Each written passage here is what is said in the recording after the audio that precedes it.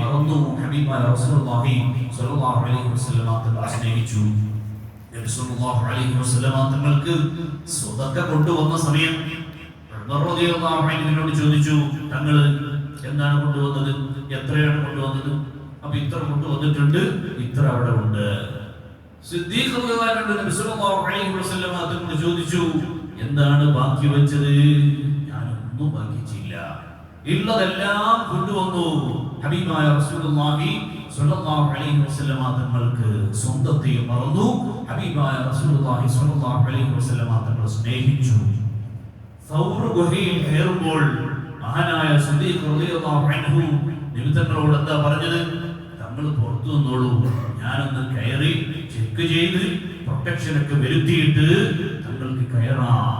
അതിൽ ഇടജന്തുക്കൾ ഉണ്ടാകാം, കടിക്കുന്ന വസ്തുക്കൾ ഉണ്ടാകാം, കുത്തുന്ന ജന്തുക്കൾ ഉണ്ടാകാം, ഞാൻ ആദ്യം പ്രവേശിക്കാമെന്ന് മഹാനായ സിദ്ദീഖ് റളിയല്ലാഹു അൻഹു നബി സ്വല്ലല്ലാഹു അലൈഹി വസല്ലം തങ്ങളോട് പറയുകയാണ്.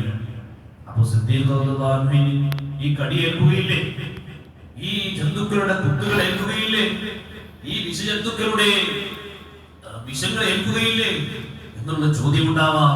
പക്ഷേ അവിടെ സിദ്ദീഖ് റളിയല്ലാഹു അൻഹു ഇല്ലല്ലോ.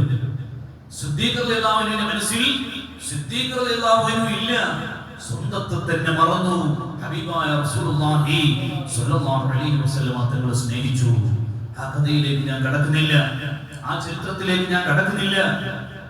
ആ ഗുഹയിലേക്ക് കയറിയ ശേഷം അവിടെയുള്ള ഹോൾസുകളൊക്കെ സ്വന്തം ശക്തി ഉപയോഗിച്ച് മറച്ച് ഒരൊറ്റ ഹോള് മാത്രം ബാക്കിയാണ്. നമുക്ക് അറിയുന്ന ചരിത്രമാണ്. ആ ദ്വാരത്തിൽ തന്റെ കാല് ചേർത്ത് വെച്ച് കിടക്കുകയാണ്. പാമ്പ് വന്ന് കടിക്കുകയാണ്, അനക്കുന്നില്ല കാല്.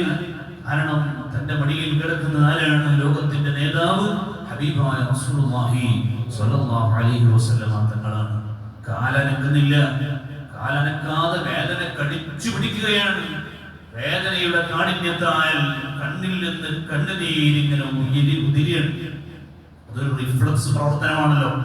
വേദന വരുമ്പോൾ, ബുദ്ധിമുട്ട് വരുമ്പോൾ, പ്രയാസം വരുമ്പോൾ കണ്ണിൽ നിന്ന് കണ്ണുനീരൊഴുകുക എന്നുള്ളത് സ്വാഭാവികമായി ഉണ്ടാവുന്നതാണ്. കണ്ണീരിന് ഒരിക്കലും തടുത്തു നിർത്താൻ കഴിഞ്ഞില്ല. ആ കണ്ണീർ നബി സല്ലല്ലാഹു അലൈഹി വസല്ലം തങ്ങളുടെ മുഖത്ത് കുറ്റി വീണു. നബി സല്ലല്ലാഹു അലൈഹി വസല്ലം തങ്ങളോട് എന്നിട്ട് ചോദിച്ചു,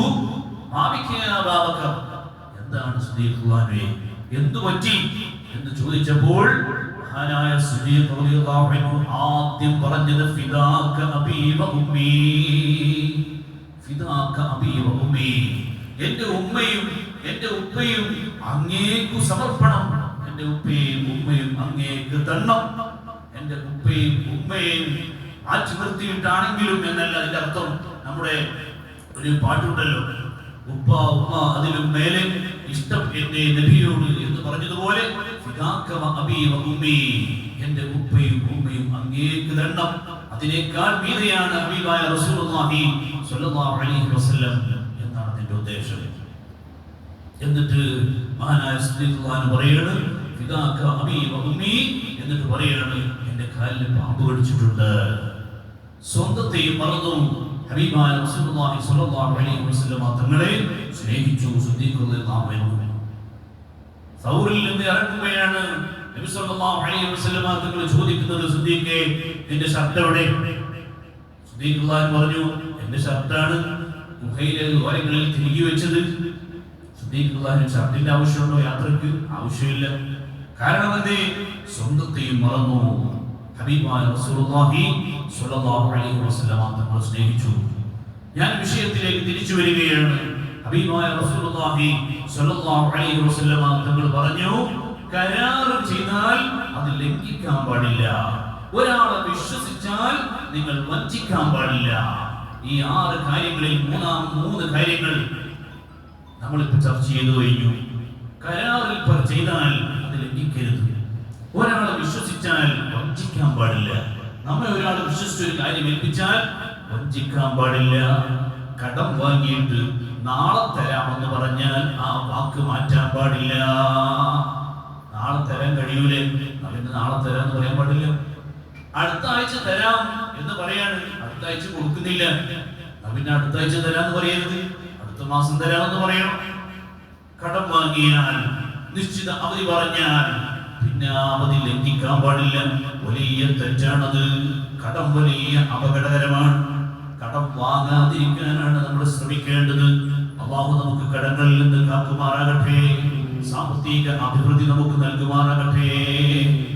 ഒരാളെ മുന്നിലും ചോദിക്കാതെ നിൽക്കാനുള്ള തൗഫീഖ് വേണം. അതൊരു വലിയ തൗഫീഖാണ്. നമുക്ക് കടമുള്ളവരാണ്. അല്ലാഹു നമ്മുടെ കടങ്ങളൊക്കെ എളുപ്പം വീട്ടാനുള്ള തൗഫീഖ് നൽകുമാറാകട്ടെ. കടം എന്നുള്ളത് ഭയങ്കര അപകടമാണ്. ഭയങ്കര അപകടമാണ്. കടത്തോടു കൂടി മരിക്കുക എന്നുള്ളത് വലിയ ഗൗരവമായ വിഷയമാണ്. നാം പേടിക്കേണ്ട വിഷയമാണ് കടമെന്നുള്ളത്. വലിയ ബുദ്ധിമുട്ടുണ്ടായാലല്ലാതെ നമ്മൾ കടം വാങ്ങരുത്.